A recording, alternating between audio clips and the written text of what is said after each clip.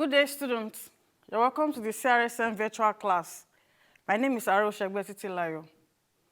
We're studying English language together, and the topic of the class is Guidelines to Summary Writing. Guidelines to Summary Writing.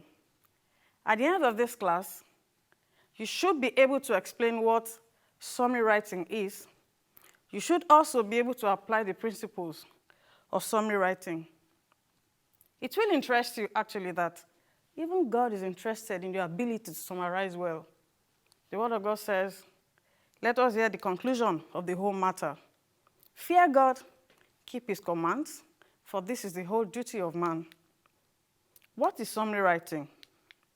Summary writing is your ability to render a short, concise account of a long passage. A summary exercise tests your ability to read, digest, and reproduce the main ideas in a passage. Summary writing requires you to give a brief and concise expression of certain ideas in a passage. What you're doing in summary writing, basically, can be likened to an attempt you're making at giving the direction of a place to somebody.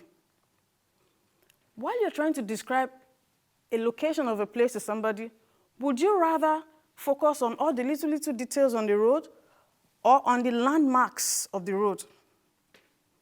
You're going to wear your listener out by telling him, oh, you're going to find a tree that has 5 fruits on it.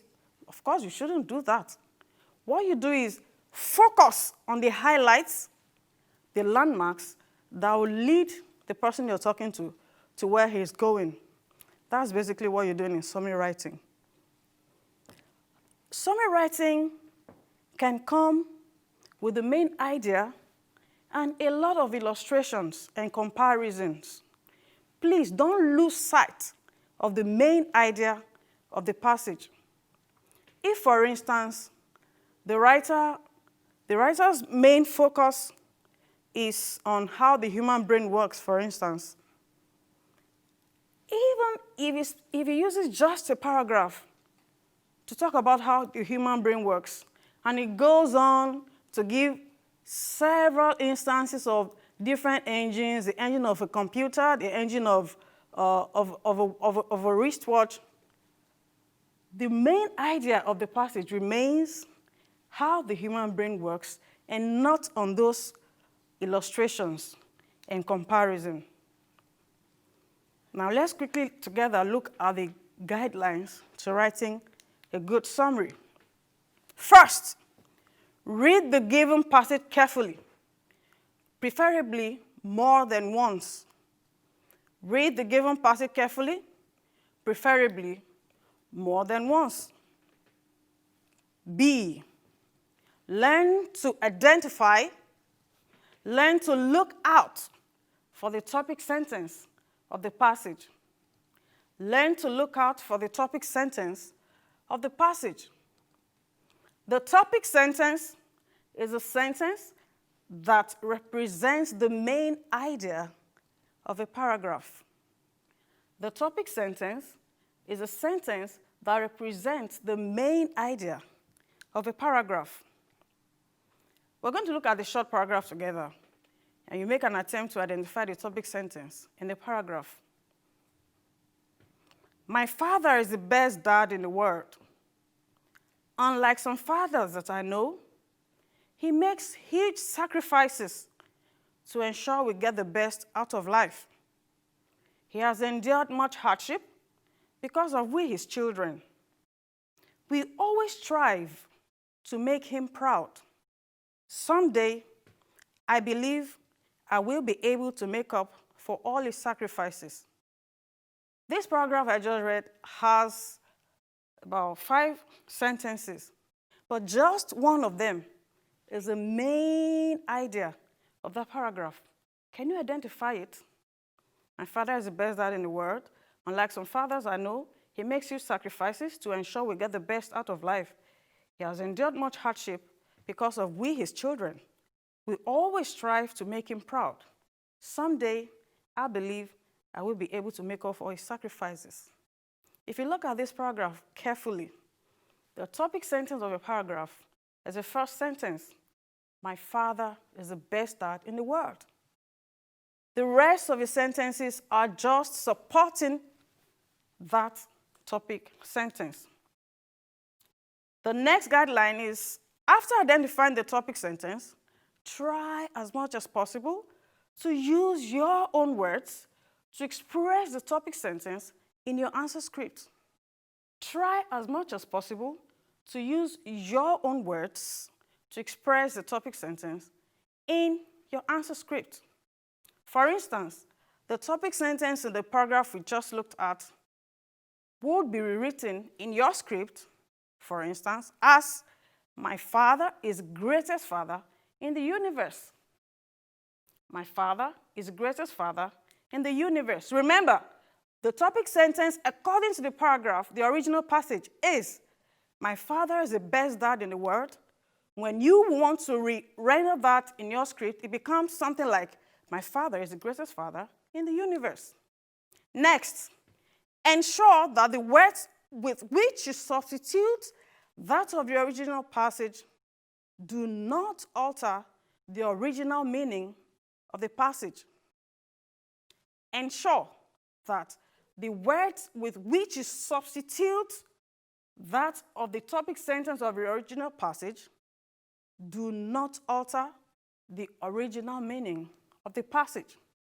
For example, if the topic sentence of the passage says, the depressed economy is responsible for unemployment. The depressed economy is responsible for unemployment. It will be wrong and unacceptable for you to give an answer that reads, the hopeless economy is responsible for unemployment. Hopeless cannot substitute for depressed. So if the original topic sentence is, the depressed economy is responsible for unemployment, there are other words with which you can replace depressed economy. You can call it economic downturn, economic meltdown, and so on. So please be careful when you are introducing a word to replace the keywords in the topic sentence. Ensure that you do not alter the original meaning of the passage. Next, you are permitted to use some words as they were in the original passage if you can't find a ready synonym for them. You're free to use some words as they were in the original passage if you can't find a ready synonym for them. But note that you may be penalized for mindless lifting if you don't rearrange those words. So a good way to go around that challenge, if you get to the exam, you find an expression that you can't really find a ready synonym for, you can still retain the words from the original passage. The smart thing would be to rearrange the natural order, the original order of the words. For instance, let's consider this sentence. Let's assume this is your topic sentence. The problem is that as the educational opportunities are being expanded at a rapid rate, little or no thought is given to the provision of employment. That is the original topic sentence according to the passage. The problem is that as the educational opportunities are being expanded at a rapid rate, little or no thought is given to the provision of employment. If you are in examination and you get stuck, you really don't know how to replace a ready synonym for these keywords in this topic sentence, you can still maintain those words. You rearrange and have something like, the rapid expansion of educational opportunities is a cause of unemployment. The rapid expansion of educational opportunities is a cause of unemployment. That's a smart thing to do. Next, your answers should be in simple sentences, not in complex or compound sentences. Answer in simple sentences, never in a complex or a compound sentence. Next, learn to substitute long, unusual, or idiomatic expressions with simpler and shorter ones. Learn to substitute long, unusual, or idiomatic expressions with simpler and shorter ones. Example, the measurement of my table from one end to another is 2 meters. That's your topic sentence. The measurement of my table from one end to another is 2 meters. You can rewrite that to mean to have my table is 2 meters long, or my table is 2 meters in length. That's a very short version of that long topic sentence. Another example on that, if you have a topic sentence that reads, people should be careful not to fear, dislike, not be hostile to people from other countries, you can shorten that to have people should beware of xenophobic attitudes. I'll take the topic sentence again. People should be careful not to fear, dislike, not be hostile to people from other countries. You can shorten that to have people should beware of xenophobic attitudes. In your original passage, avoid the following. This following cannot be the correct topic sentence. Avoid illustrations, examples, analogies, details, repetitions, statistics, data, and figurative languages. Please watch out for the following and avoid them in your answers. Avoid illustrations, examples, analogies, details, repetitions, statistics, data, and figurative languages. Next, your answers must be written in sentences, never in phrases. Always write your answers in sentences and not in phrases. So that is the basics of writing a good summary passage. So, in your own words, if you're asked to explain what summary writing is, please note that it is a text that tests your ability to read, digest, and reproduce the main ideas in a passage. This exercise requires you to give a brief and concise form of a long passage. I am going to give you another short paragraph, and on your own, you're going to try out locating the topic sentence in the paragraph. Listen to the paragraph. There are students, and there are students. A good student is very hardworking. Such students do not joke with assignments given in class. They are usually the familiar faces in the library. As a matter of fact, good students are called teachers' favorites. That's a paragraph. I trust that you will be able to identify the topic sentence there. I'll take the paragraph again. The task before you remember is you identify the topic sentence in the paragraph. There are students, and there are students. A good student is very hardworking. Such students do not joke with assignments given in class. They are usually the familiar faces in the library. As a matter of fact, good students are called teachers' favorites. So please attempt to identify the topic sentence of the paragraph. Before I go, I have a counsel for you.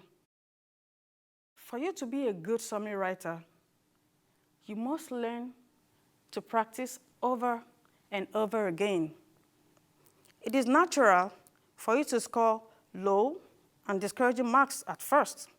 But trust me, by the time you attempt the 6th, 7th passage, you're already a pro. God bless you. See you some other time.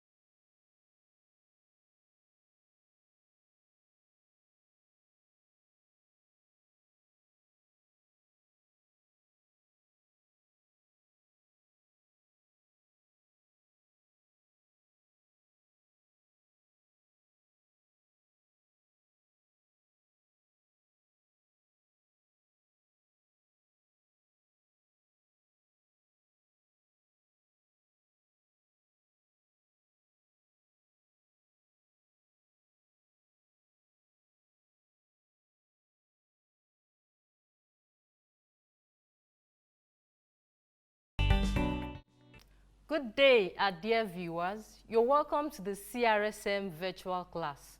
My name is Yewande Domain, and I'll be teaching mathematics. We'll be taking a very interesting topic today, which is plane shapes. I want you to look at your immediate environment and identify the shapes that you can see, whether regular or irregular shapes. I believe you're able to identify the shape of your window. You're able to identify the shape of your ceiling, the shape of the tiles on the floor. Good. Plane shape, like I said, we'll be discussing today. They are flat shapes or two-dimensional shapes that are closed. This shape possesses length and breadth, but no thickness. They possess length and breadth, but no thickness. Let me give you examples of plane shape before I tell you the focus of our lesson today. Examples of plane shapes are, we have the triangles, we have the circles, we have the quadrilaterals, and other polygons. The triangles, the circles, the quadrilaterals, which are the four-sided plane shape, and other polygons. Our main focus this morning will be on the triangles. And at the end of today's lesson, you should be able to identify the types of triangles that we have, whether based on the sides or based on the angles. And also, you should be able to calculate any missing angle from a triangle. Let's move on to our main focus for today, the triangles.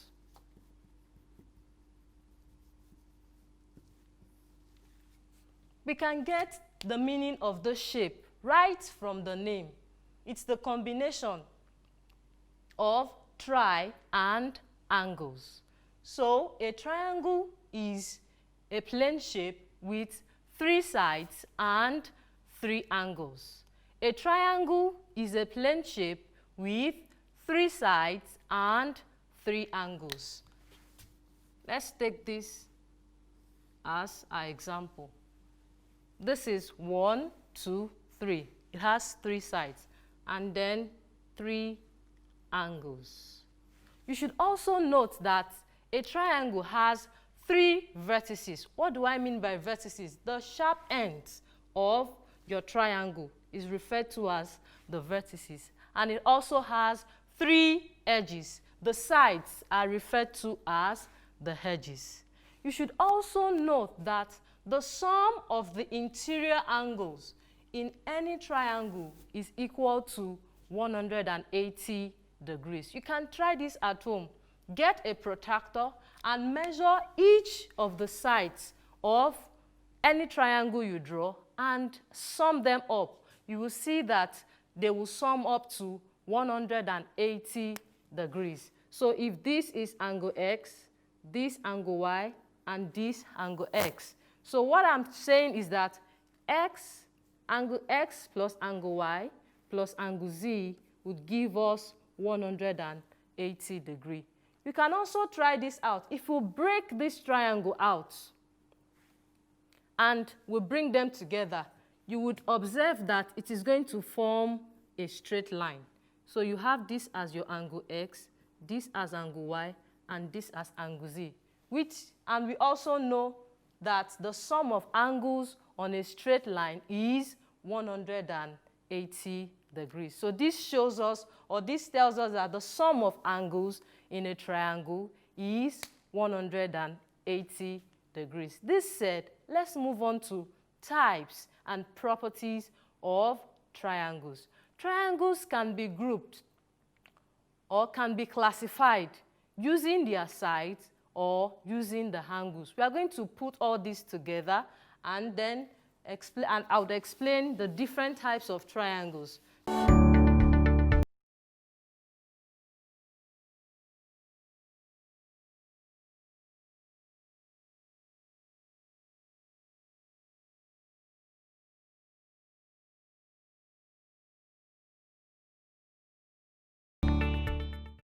The first we'll be considering this morning is the equilateral triangle.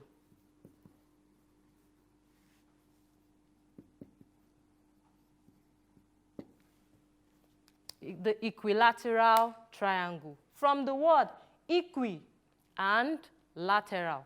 Equi means equal. Lateral means side.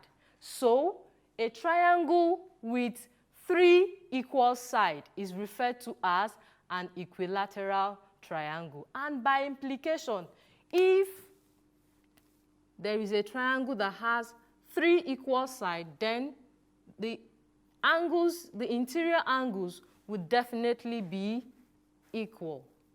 The interior angles will definitely be equal. So this side is equal to this side is equal to this side. Like you can see in the shape that I have here. This side is the same as this side, is the same as this side. By implication, this angle will be the same as this angle and will also be the same as this angle. Now, how do we find, since we said the angles are the same or they are equal, and then we know that the sum of the interior angles of a triangle is 180 degrees. So how do we get the value for each of the angles? It's very simple and straightforward. Since we know these angles are the same, so it means we have 3 equal angles, and their total sum is 180. So if we divide 180 degrees by 3, this gives us 60 degrees. So another property of an equilateral triangle is that each of the interior angle is 60 degrees. Each of the interior angle is 60 degrees. And you should also note that an equilateral triangle has 3 lines of symmetry. What do I mean by a line of symmetry? A line of symmetry is that line that divides any shape into 2 equal parts. Into 2 equal parts. Looking at this triangle right here, this is one of the lines of symmetry because this line divides this triangle into 2 equal parts. You could also divide it this way. You have it divided into 2 equal parts, or this way. You can try that out at home. So you should note that a triangle, an equilateral triangle, has 3 lines of symmetry. It has 3 equal sides and 3 equal angles. Those are, the interior angle, and each of those angles are 60, or each of the angle is 60 degrees. That said, let's move to the second type of triangle. We'll be talking about the isosceles triangle. The isosceles triangle. This is a triangle with 2 of its sides equal. With 2 of its sides equal. This side is equal to this side. They have the same length. By implication, this angle will also be equal to this angle. If this angle is x, this angle will also be x. And these angles are called the base angles. So you hear something like base angles of an isosceles triangle are equal. It's one of the properties of an isosceles triangle. Please, I'd like you to take note of this. You should also note that an isosceles triangle has just one line of symmetry, which is along this path. You can only divide an isosceles triangle into two equal parts along this. So if you fold this into two, you see that the triangle has been divided into two equal parts. This is the line of symmetry, and you can just do this in a single way. So an isosceles triangle has just one line of symmetry. Let me repeat what I said about an isosceles triangle. An isosceles triangle is a triangle that has two of its sides equal and two of its angles equal, which are the base angles. And it has just one line of symmetry. Just one line of symmetry. Quickly, let's move on to the third kind or the third type of triangle, and we'll talk about the properties too. Scalene triangle. A scalene triangle is a triangle with no sides equal. I repeat, with no sides equal. By implication, none of the angles will be equal. None of the angles will be equal. And since it has no sides equal, it has no angle equal, that means that it has no line of symmetry. A scalene triangle is that triangle with no sides equal, no angle equal, and does not have any line of symmetry. And the fourth kind of triangle we'll be talking about this morning is a very important triangle, which is the right-angled triangle. We'll be talking on this based on the angles and the sides that this triangle possesses. A right-angled triangle is that type of triangle that have one of its angles to be 90 degrees. And this angle is what we refer to as the right angle. How is a right angle formed? A right angle is formed when a vertical line and an horizontal line meets. I repeat, a right angle is formed when a vertical line and an horizontal line meet. The size of this angle is 90 degrees. So in any triangle where you have one of its angles to be 90 degrees, we refer to that angle, we refer to that triangle as a right-angled triangle. I believe this is clear. Any triangle with one of its angles that is equal to 90, we say that that triangle is a right-angled triangle. And your right-angled triangle can either be an isosceles triangle or a scalene right-angled triangle, but it can never be an equilateral triangle. What am I saying? If you have this angle to be 45 degrees and you have this to be 45 degrees, since we have two angles equal, what type of triangle will you call this?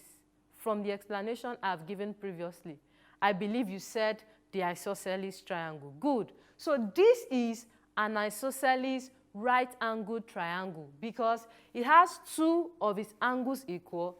This side will definitely equal to this side, and it possesses an angle 90, which is the right angle. So this is an example of an isosceles right-angled triangle. We could also have the scalene right-angled triangle.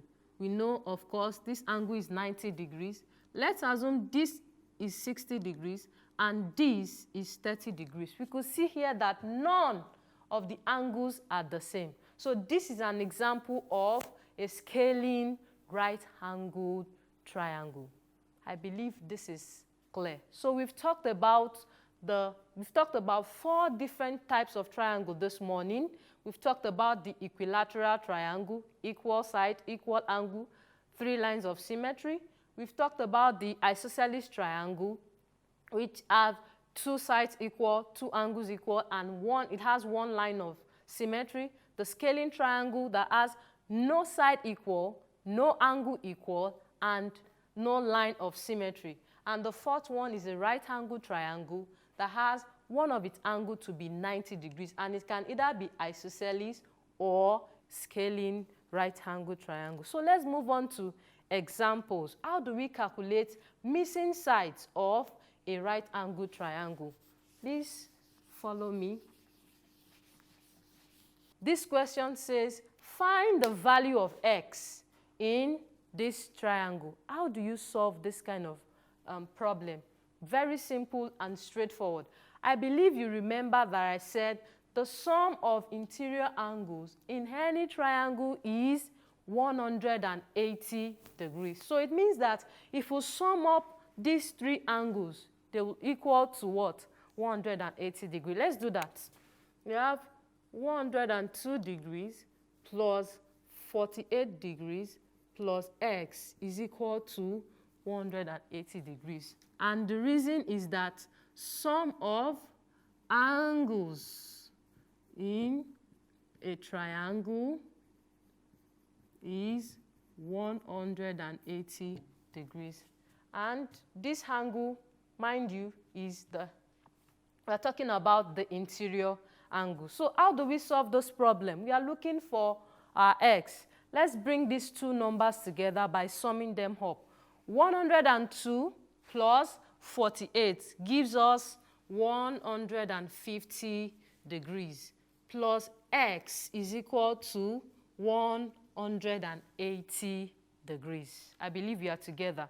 To eliminate 150 from this side, it's either you subtract 150 from both the left-hand side and the right-hand side, or you transfer this 150 to the other side by collecting like terms. So I prefer to use the method I mentioned later, which is collection of like terms. So I'd like to bring 150 to the other side. So I have x is equal to 180 degrees minus 150 degrees. I believe you understand why this is minus. Whenever a positive number crosses the equality sign, it becomes negative. And whenever a negative number crosses the equality sign, it becomes positive. That said, let's get our final answer. 180 degrees minus 150 degrees will give us 30 degrees. So it means our missing angle here, x, is simply what? 30 degrees. I believe this is very clear. Good. Let's move on to example 2. Example 2. We're asked to find the value of x in the triangle. How do we solve this kind of problem? This angle is x. Nothing is written here, and this is 180 degrees. But they have provided us with a very cogent information that we need to pay attention to. Do you realize that this side is 7 centimeters and this side is also 7 centimeters? So it means these 2 sides are equal. What type of triangle is that? I believe you said an isosceles triangle. Good. Now you know that an isosceles triangle has 2 equal sides and 2 equal angles, which are the base angles. So this means that if this angle here is x, then definitely this angle will also be s. With this riddle solved, we can then sum up all the interior angles and equate to 180. That will help us to find our x. So let's do that now. We have x plus x plus 80 degrees is equal to 180 degrees. And the reason is also sum of angles in a triangle is 180 degrees. I believe we are together. So x plus x will give us 2x plus 80 degrees is equal to 180 degrees. So we have 2x. Let us collect like terms now like we did earlier. We have 180 degrees minus this plus 80 goes to the other side to become minus 80 degrees. So we have 2x is now equal to 180 degrees minus 80 degrees. This gives us 100 degrees. So how do we find our x? We can see that something is disturbing x from being the subject, which is 2, the coefficient of x. We need to eliminate this 2 from x so that our x becomes the subject. In order to do that, we need to divide both sides by 2. We need to divide both sides by 2. So we have 2x over 2 is equal to 100 degrees over 2. So 2 here 1, 2 here 1. 2 here 1, 2 in 100, we have 50 degrees. So therefore, our x is equal to 50 degrees. I believe you are excited. You can see that it's pretty simple. Mathematics is fun. So we've been able to calculate the value of our x to be 50 degrees. We've been able to calculate the value of x to be 50 degrees. Okay, I would like you to try some examples at home. You would see it on your screen. Please try them out. I want you to practice them and have a good mastery of this topic. The more you practice, the better you become. Until I come your way next time, keep solving, keep practicing. Do remember that you can do all things through Christ who strengthens you. Stay safe, stay healthy.